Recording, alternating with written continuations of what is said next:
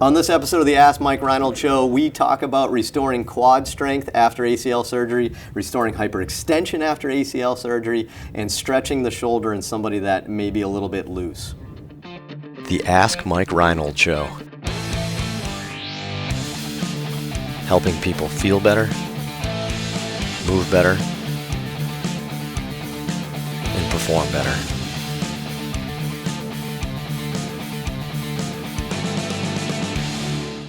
Welcome back, everybody, to the Ask Mike Reinold Show. I am here up in Boston at Champion PT and Performance with Lenny Macrina, Dave Tilley, Dan Pope, and student extraordinaire from Northeastern University, the Husky amongst us, the Scoobs. Scoop-a-doop. Scoobs. Mike the Scoobs from Northeastern. Still a work in progress. What's your last name again?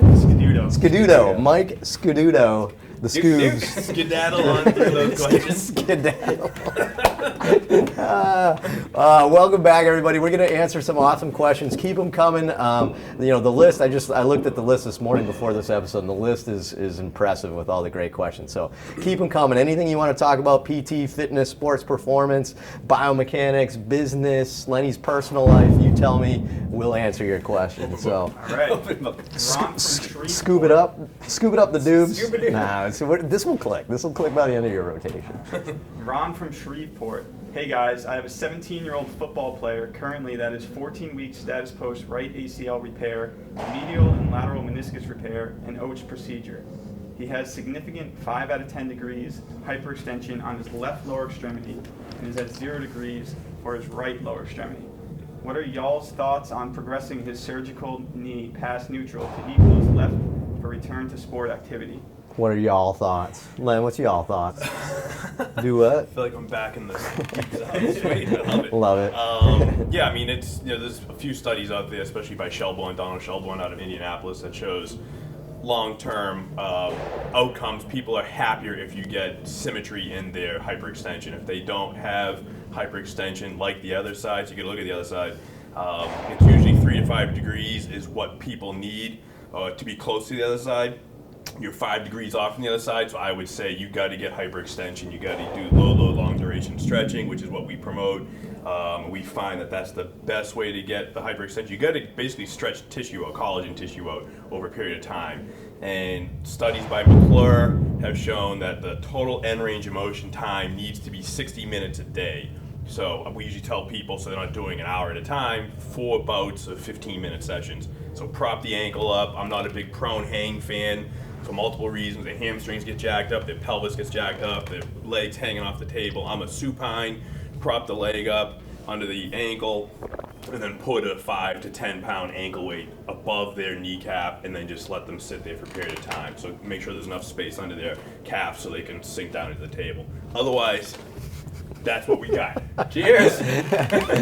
Salute. Boom. I would also throw into end feel. I think is a big part of it. End feel too, yes. What I learned from you got to make sure it's not a cyclops lesion. So end feel pressing down into into hyperextension. Do they have pain in the front or the back of the knee? I think that's a nice little test you can do. Yeah. If they feel in the front of the knee, you got to be cautious of a cyclops lesion, which is that wad of scar tissue. So, yeah.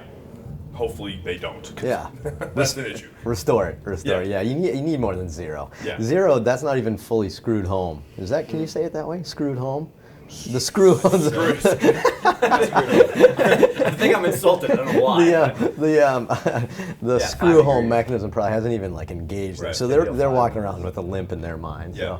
So, Scoobs. Okay. Robin from Zurich.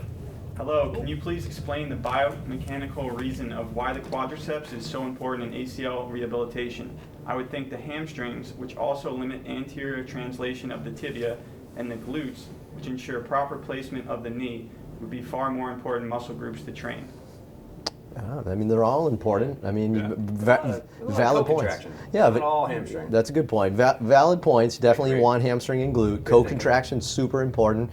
I don't know. The quad. To me, probably the reason why the quads are such a big emphasis, at least in my mind, after ACL, is because they become so inhibited after surgery. They're atrophied. Their strength just goes down so much that you have to restore that. So you're also working on hamstring and glutes, but I think that's probably why it's emphasized. I think that's 100%. It's just they get atrophied from surgery, from a block or just the tourniquet or whatever. Yeah, So, scope. You just insert a scope in the knee and you'll have quad atrophy. The patellar tendon harvest graft, the effect on the inability to load over a long time is huge. Yeah, that's a good point too. You probably have a good amount of patellar tendon grafts. That's probably, part of it there. Yeah. So it's not that the other groups aren't as important. It's just that the quad probably gets the weakest.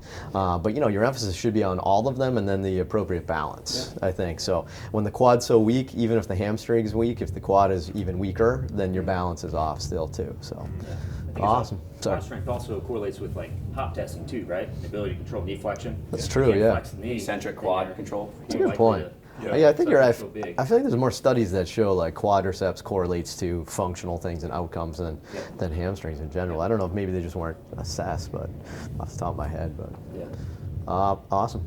Scoobs. Dexter from Indiana. In podcast number 48, Mike, you mentioned that with throwers, all the decelerators components of the arm get tight because of the cumulative eccentric stresses. Is there ever a time that you wouldn't stretch a really loose or lax person cross body even though this tightening is happening? AC joint pain? Yeah, so pain.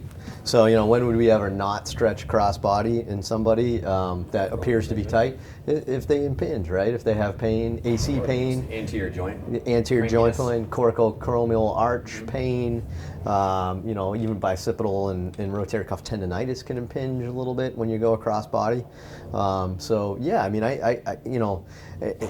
I think the main gist of the question, we can go back there, is you get a loose or a lax person that's tight cross body.